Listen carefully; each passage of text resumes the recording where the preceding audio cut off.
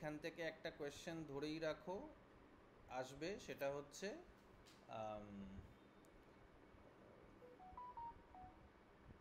Break of the day in trenches as a anti war poem. ঠিক আছে, মানে 10 নম্বরের, 5 নম্বরেরও আসতে পারে। 10 নম্বরের হলে 4টে ফিচার বা 5টা ফিচার লিখতে হবে অ্যান্টি ওয়ার পোয়েট্রির।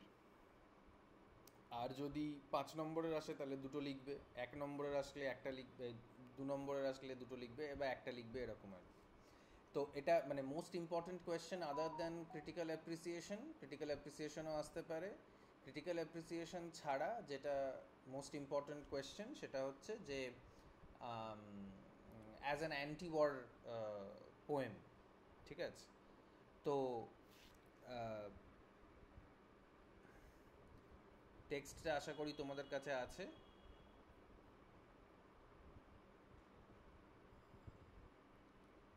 আমি বার করলাম। Okay, break of day in the trenches written by Isaac Rosenberg. কবিতাটা 1916-এ লেখা হয়, যখন ওয়ারটা অলরেডি চলছে।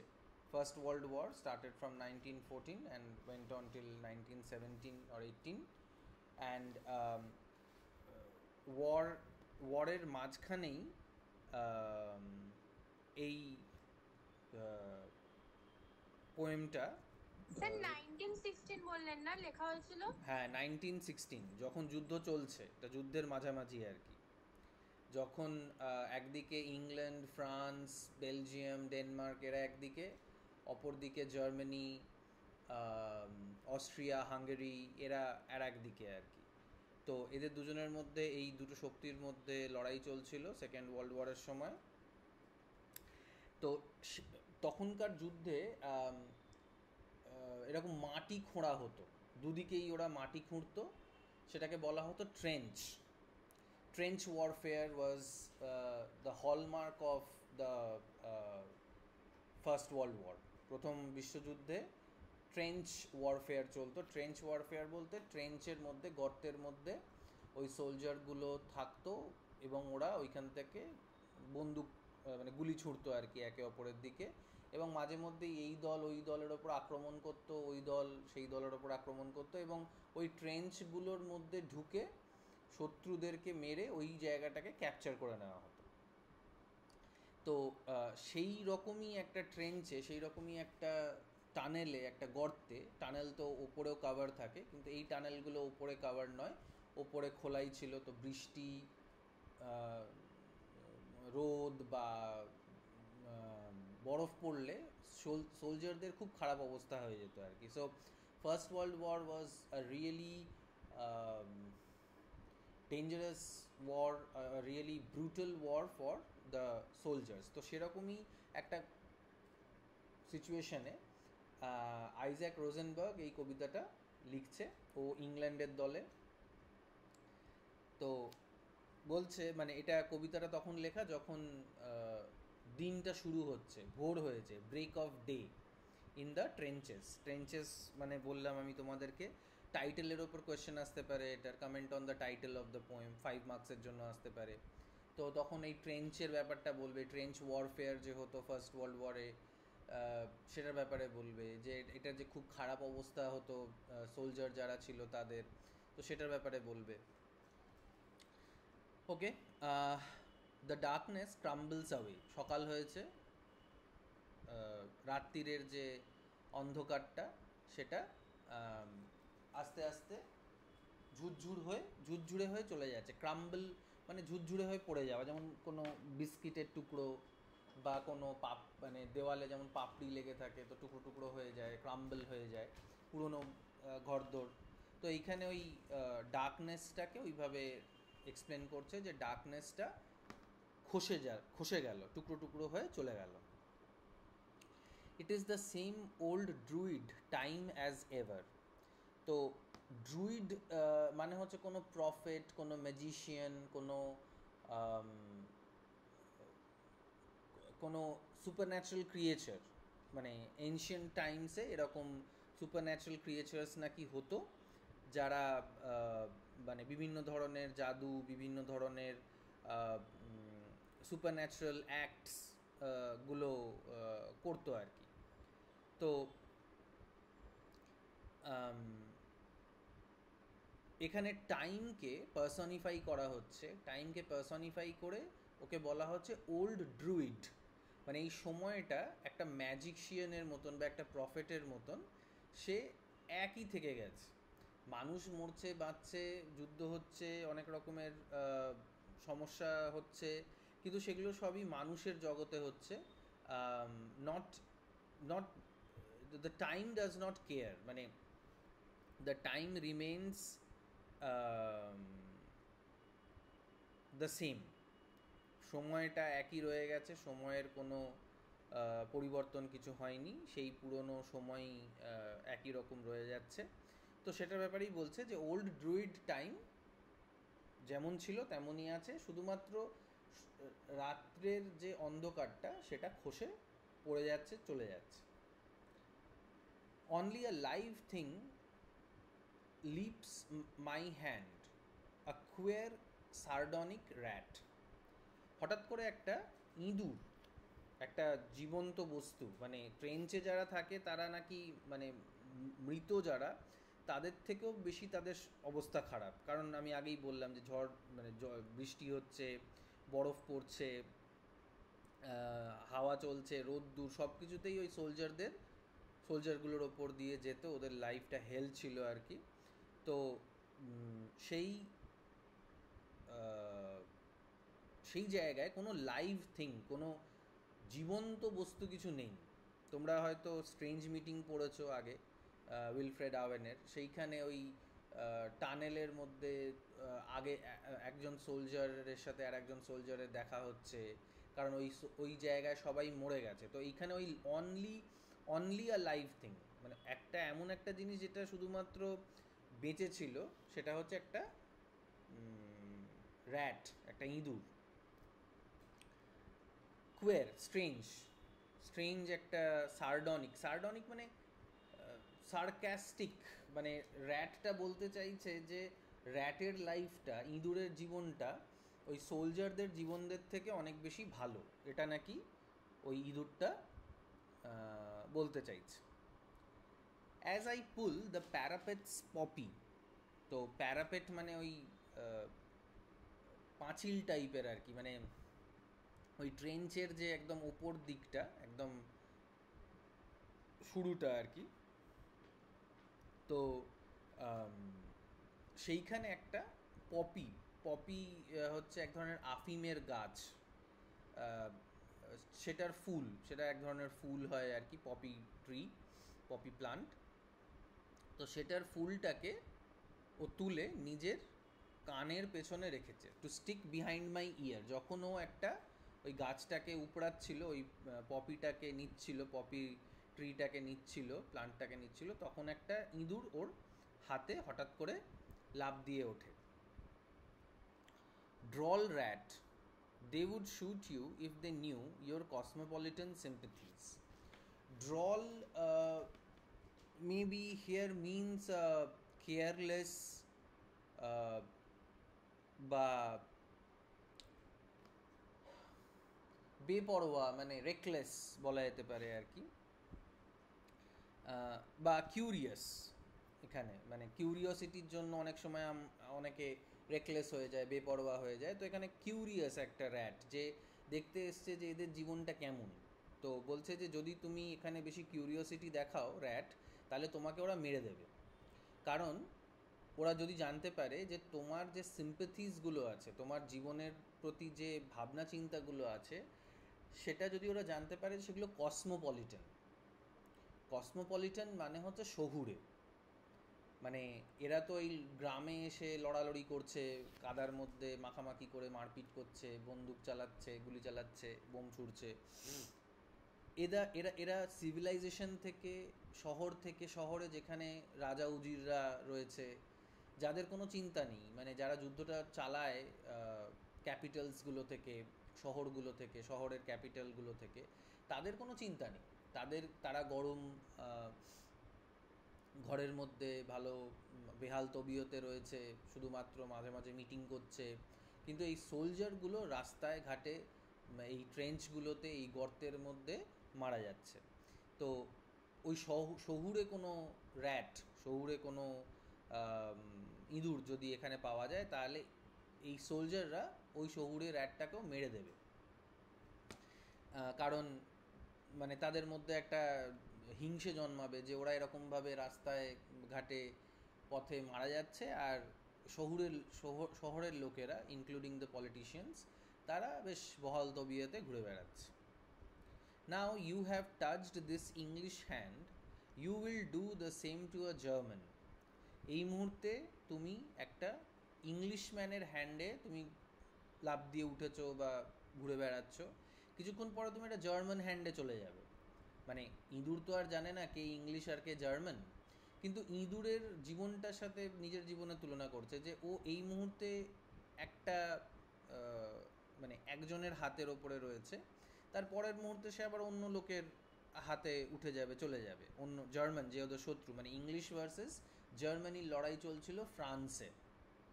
তো সেই সময়কারই এই কবিতাটা তো বলছে ইঁদুরটা কিছুক্ষণ পরেই ওদের ট্রেঞ্চটার মধ্যে দিয়ে, ওদের ট্রেঞ্চটাকে পেরিয়ে জার্মান ট্রেঞ্চে চলে যাবে, আর জার্মানদের হাতে সে খেলা করবে বা ঘুরে বেড়াবে। এটাকেই কসমোপলিটানিজম বলা হচ্ছে। মানে কসমোপলিটান বা শহুরে যে জায়গাটায়, সেখানে কোনো জাত, ধর্ম, জামা কাপড় এসব নিয়ে মানে বাদ বিচারটা তুলনামূলক কম হয়। মানে কসমোপলিটান যে এরিয়াটা, কসমোপলিটান যে স্পেসটা, সেখানে এই ধরনের বাদ বিচার, এই ধরনের বিদ্বেষটা তুলনামূলক গ্রামের থেকে কম থাকে আর কি। Soon, no doubt, if it be your pleasure to cross the sleeping green between. তো বলছে যে খুব তাড়াতাড়ি এরকম তুমি করতে পারো যদি তোমার পছন্দ হয়, যদি তোমার মনে হয় তুমি এটা করবে। মাঝখানে যে গ্রিনটা আছে, মাঝখানে যে সবুজ মাঠটা আছে, তোমার ইচ্ছে হলেই তুমি ওটাকে পেরিয়ে চলে যেতে পারো। স্লিপিং গ্রিন, স্লিপিং কেন না, কারণ ভোর হচ্ছে, এখনও যুদ্ধ শুরু হয়নি, ভোর হলে যুদ্ধ হবে। স্লিপিং এটার জন্য কারণ অনেক সৈন্যরা চিরকালের চিরনিদ্রায় শুয়ে রয়েছে এই গ্রিনগুলোতে। তোমরা হয়তো ক্লাস 11-12-এ একটা কবিতা পড়েছিলে রিমবাউডের, যেখানে একটা সোলজার ঘুমিয়েছিল, আর শেষে দেখা গেল যে ওর পেটে দুটো এরকম ছিদ্র রয়েছে, দুটো গুলি মারা হয়েছে, গুলির খেয়ে সোলজারটা মারা গেছে, কিন্তু আর একজন সোলজার বা কেউ একজন ওকে দেখে বলছে যে ও তো ঘুমোচ্ছিল। তো এই স্লিপিং গ্রিনের এই কনসেপ্টটা আছে আর কি এখানে। It seems you inwardly grin as you pass, strong eyes, fine limbs, haughty athletes. বলছে যে আমার মনে হয় তুমি যখন আমাদের পাশ দিয়ে দিয়ে যাও তখন তুমি গ্রিন করো। গ্রিন করো মানে হচ্ছে মুচকি হাসি দেওয়া, মানে শয়তানি হাসিও অনেক সময় হয়, বা বিদ্রূপের হাসি, শয়তানি হাসি বলবো না, বিদ্রূপের হাসি দাও, ভেতর ভেতর এটা হাসো যখন তুমি আমাদের সোলজারদের আশেপাশে ঘুরে বেড়াও বা আশেপাশ দিয়ে যাও। স্ট্রং আইজ, অনেক শক্তিশালী চোখ, অনেক দূর অবধি দেখতে পারে, কারণ শার্প শুটারদের ওরকম দরকার হয় যে তারা অনেক দূরে যাতে দেখতে পায়। ফাইন লিমস, বলিষ্ঠ হাত পা, সোলজারদের হাত পা খুব স্ট্রং হয়। হটি মানে হচ্ছে দাম্ভিক। অ্যাথলিটস মানে সোলজাররা বিশাল জোরে ছুটতে পারে, অনেক উঁচুতে লাফাতে পারে, অনেক উঁচু থেকে লাফিয়ে পড়তে পারে, সাঁতার কাটতে পারে, মানে তাদের ফিজিক্যাল এবিলিটি অনেক হাই হয়, ঠিক আছে। কিন্তু আয়রনিটা এইখানে, less chanced than you for life. কিন্তু এই যে strong eyes, fine limbs, haughty athletes, এই যে এত শক্তিশালী যে বডিগুলো, সেগুলোর জীবনের চান্স তোমার জীবনের চান্সের থেকে কম। কারণ সেটা সত্যিই ছিল ফার্স্ট ওয়ার্ল্ড ওয়ারে। মানে কুকুর বেড়ালরা যেমন করে মারা যায়, মানে ডেলি বেসিসে হয়তো মারা যায়, ইঁদুর বা অন্য ধরনের ককরোচকে যেভাবে আমরা মেরে দিই, তার থেকেও সহজভাবে মানুষ মারা যাচ্ছিল। এত গুলি, এত বন্দুক, এত বোমবাজি হচ্ছিল যে মানে মানুষ পোকামাকড়ের থেকেও বেশি সংখ্যায় মারা যাচ্ছিল। মানে স্পেশালি সোলজাররা। তাই জন্যই বলছে যে একটা ইঁদুরের জীবনের থেকেও কম জীবনের এক্সপেকটেশন হচ্ছে এই সোলজারগুলোদের। Now here is where you can point out that এটা হলো একটা অ্যান্টি ওয়ার পোয়েম, কারণ এখানে ওয়ারকে গ্লোরিফাই করা হচ্ছে না। সোলজারকে তুলনা করা হচ্ছে র্যাটের সাথে, ইঁদুরের সাথে, আর বলা হচ্ছে ইঁদুরের বাঁচার চান্স বেশি সোলজারের থেকে, যেখানে ইঁদুর একটা পেস্ট, একটা ভার্মিন, একটা তুচ্ছ প্রাণী, কিন্তু মানুষ অনেক মানে অনেক উঁচু মানের প্রাণী। কিন্তু দেখা যাচ্ছে যে সোলজার হওয়ার পরে ওয়ারের জন্য শুধু সোলজাররাই কেন, সেকেন্ড ওয়ার্ল্ড ওয়ারে যখন বম্বিং হচ্ছিল তখন সিভিলিয়ানরাও মারা গেছিলো অনেক, পলিটিশিয়ানসদের কিছুই হয়নি, কমন যারা সিভিলিয়ান আমার তোমার মতন তারাও মারা গেছিলো, ওই কুকুর বেড়ালের মতন, ওই ইঁদুরের মতন আর কি, হাজার হাজার লোক মারা যাচ্ছিল। তো এই জিনিসটাকে হাইলাইট করে কবিতাটা বলছে যে যুদ্ধ করার কোনো মানে নেই, যুদ্ধ করার কোনো ফল নেই, মানে শুধু মৃত্যু ছাড়া যুদ্ধের কোনো মানে নেই। Bonds to the whims of murder, sprawled in the bowels of the earth, the torn fields of France. তো বলছে যে whim of murder, মানে কোনো এক রাজার মনে হয়েছে যে কোনো এক অন্য রাজাকে মেরে সে তার জায়গা নিয়ে নেবে, তাই জন্য যুদ্ধ হচ্ছে। whim, খেয়াল হয়েছে একজনের যে না এই জায়গাটা আমার ভালো লাগছে, এই জায়গাটাকে আমি নিয়ে নেবো। ওই রাজা রাজি হয়নি, ওই রাজাকে মারার জন্য এই রাজা আক্রমণ করেছে, ওই রাজাকে সাপোর্ট করার জন্য অন্য এক রাজা এসছে, তাকে সাপোর্ট করার জন্য অন্য একজন এসছে, এই করে ওয়ার্ল্ড ওয়ার হচ্ছে। মানে অ্যাকচুয়ালি ওয়ার্ল্ড ওয়ার হওয়ার কারণটাই হচ্ছে কলোনিয়ালিজম, ইম্পিরিয়ালিজম। যারা পরবর্তী মানে যেমন ব্রিটেন, ফ্রান্সের পরে যেমন জার্মানি বা ইটালি, এরকম যে দেশগুলো, এরা যখন কলোনাইজেশন করতে মানে এগোলো আফ্রিকা, এশিয়া বা ল্যাটিন আমেরিকাকে, তখন দেখা গেল যে এই ইংল্যান্ড আর ফ্রান্সই সব খেয়ে ফেলেছে। তো ওদেরকে সরিয়ে ওদের জায়গাগুলো নেওয়ার জন্য এই যুদ্ধটা, ফার্স্ট ওয়ার্ল্ড ওয়ার এবং সেকেন্ড ওয়ার্ল্ড ওয়ার দুটোই ওই কারণের জন্যই হয় আর কি। যাই হোক, তো এটা হচ্ছে উইম, ইচ্ছে, মার্ডারের ইচ্ছে। মার্ডারকে এখানে পার্সনিফাই করা হচ্ছে, যে মার্ডার বলে যখন ইচ্ছে তখন যাকে খুশি মেরে দিচ্ছে আর কি, হঠাৎ করে বেঁচে আছে, হঠাৎ করে আর বেঁচে নেই, মানে সোলজাররা স্পেশালি।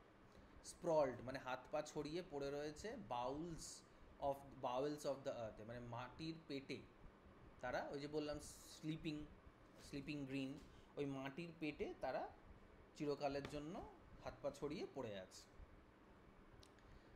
টর্ন ফিল্ডস অফ ফ্রান্সের যে মাঠঘাটগুলো সেগুলোকে দুটো ভাগে ভাগ করে দেওয়া হয়েছে, ছিঁড়ে দেওয়া হয়েছে, ওই ট্রেঞ্চগুলোকে কাটা হয়েছে, সেটাকেই বলা হচ্ছে টর্ন, ছিঁড়ে দেওয়া। একদিকে ইংল্যান্ড, একদিকে জার্মানি, তারা বসে যুদ্ধ করছে।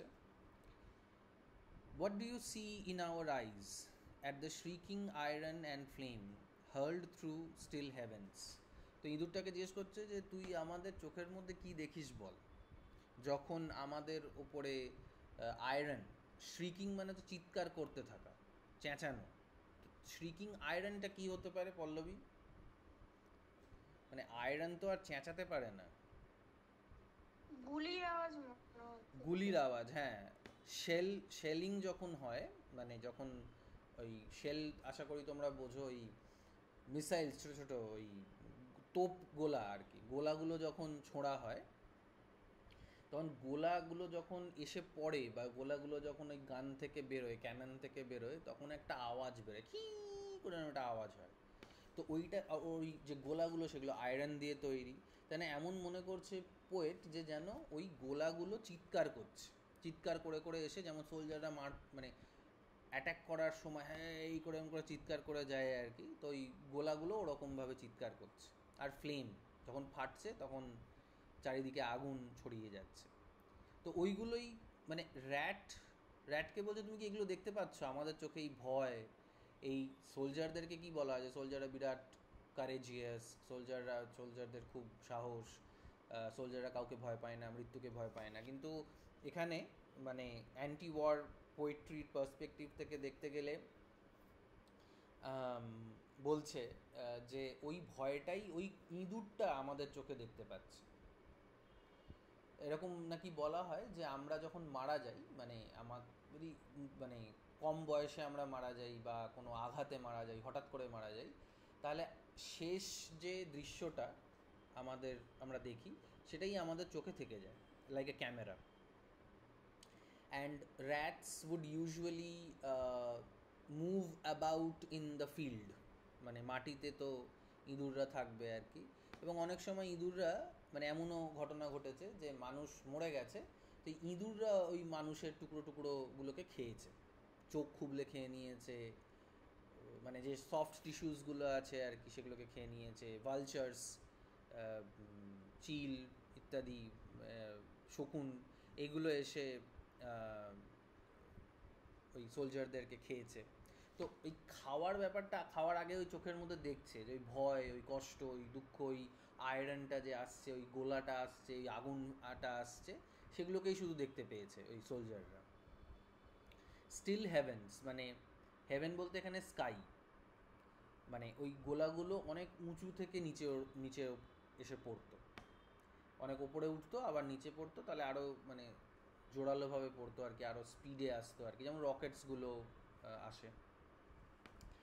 আর স্টিল হেভেনের এখানে আর একটাও মানে হতে পারে যে নিস্তব্ধ স্বর্গ। নিস্তব্ধ স্বর্গ বলতে কি বলতে চাইছে? বলতে চাইছে যে ভগবানও কিছু বলছে না, মানে হেভেনে ভগবান থাকে, তো মানে ভগবানের কোনো নড়নচড়ন নেই, কোনো তাপ উত্তাপ নেই যে এইটাকে তাহলে বন্ধ করুক। ভগবানের এত ক্ষমতা, তাহলে এই যে ইনোসেন্ট লোকে যে মারা যাচ্ছে, তাহলে সেগুলোকে ভগবান বন্ধ করছে না কেন? তাই স্টিল হেভেন্স বলছে, মানে বলতে যে ভগবানও হয়তো আর নেই, ভগবান মারা গেছে, তাই জন্য হেভেনটাও, স্বর্গটাও স্টিল হয়ে গেছে, নিস্তব্ধ হয়ে গেছে। হোয়াট কোয়েভার, হোয়াট হার্ট অ্যাগাস্ট, বলছে এই যে যখন বোমগুলো এসে পড়ছে, এটা আগেও বললাম, বোমগুলো যখন এসে পড়ছে তখন মানুষের ওই শক্তিশালী ফাইন লিম্স, স্ট্রং আর্মস, ওই শক্তিশালী সোলজারদেরও কিন্তু বুক কেঁপে উঠতো বা ওঠে, আর হার্টটা অ্যাঘাস্ট হয়ে যায়, মানে দিক বিদিক, মানে মানে বুঝতে পারে না যে কি করবে, কারণ এত আগুন, এত গুলি, এত বোম, যে কোন দিকে পালাবে, কি করবে, সেটা অনেক সোলজাররাই আর বুঝতে পারে না আর কি, মারা যায়, মানে কনফিউশনের মধ্যে মারা যায় আর কি। Poppies whose roots are in man's veins drop and are ever dropping. Poppy গাছের যে শিকড় বাকড়গুলো, সেগুলো মানুষের শরীরের মধ্যে ঢুকে গেছে। কি করে এটা ঢুকলো? কারণ ওই মানুষ মরে গেছে, সোলজারগুলো মরে পড়ে আছে, তাদের শরীরটা গলে পচে যাচ্ছে, সেই গলা পচা শরীরের ওপরে এই পপি, এই ফুলের গাছগুলো জন্মাচ্ছে। এটা একটা দারুণ ভিজুয়াল একটা ইমেজ, একটা গ্রাফিক ইমেজ আর কি।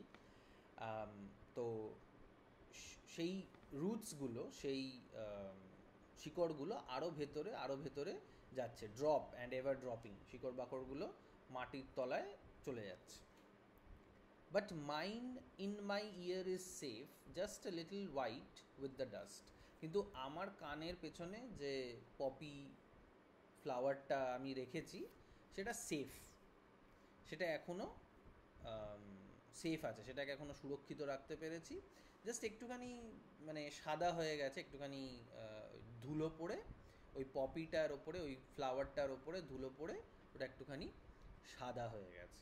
মানে এই যে লাস্ট দুটো লাইন, আগের সব লাইনগুলোর একেবারে অপোজিট। এখানে আমরা কিন্তু এটা খুব ক্লিয়ারলি বুঝতে পারছি যে neither the flower nor the soldier is safe.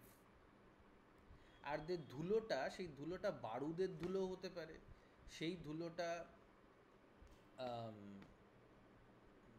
মানে এরকমও হতে পারে যে ও মারা গেছে, এবং তোমরা দেখবে যে খ্রিশ্চানরা যখন মারা যায় তখন ওদেরকে কবর দেওয়া হয়, এবং কবরে মাটি দেওয়া হয়, এরকম করে হাত দিয়ে ছুঁড়ে ছুঁড়ে, কাছের যে লোকরা হয় তারা মাটি ছুঁড়ে দেয়। তো হয়তো ওর ওপরে ওই মাটিটা পড়ে গেছে, এবং এই জন্য ও সেফ, কারণ ওকে আর কেউ মারতে পারবে না, ও অলরেডি মরেই গেছে। ওই পপি যে ফ্লাওয়ারটা ছিল সেটা ওই কানে দিয়ে ও মানে মারাই গেছে, আর ওই মাটির তলায় পড়ে থেকে এই জিনিসগুলো মানে পোস্ট মর্টেম এই জিনিসগুলো ভাবছে। Okay, that's it with your poems. Any questions, doubts? হ্যাঁ স্যার, বলছিলাম যে ওই যে দুটো ট্রেন্চের মাঝে যে গ্রিন ফিল্ডটা মানে যে জায়গাটা থাকে ওটাকে একটা কি বলা হয়, ওই জিনিসটার নাম মানে নো ম্যানস ল্যান্ড। হ্যাঁ, নো ম্যানস ল্যান্ড, হ্যাঁ হ্যাঁ, ঠিক আছে স্যার। কিন্তু আয়রনিক্যালি ওইখানেই বেশি মেনরা পড়ে থাকে আর কি, মানে মোড়ে। হ্যাঁ, এনি আদার কোয়েশ্চেন্স? স্যার যে প্রশ্নটা বললেন কি as a war poet, anti war poet, anti war. Anti war, হুম আচ্ছা আচ্ছা স্যার। হুম, ঠিক আছে। তাহলে তোমাদের মানে এই পোয়েমস যেগুলো ছিল সেগুলো ইয়ে হয়ে গেছে। এবার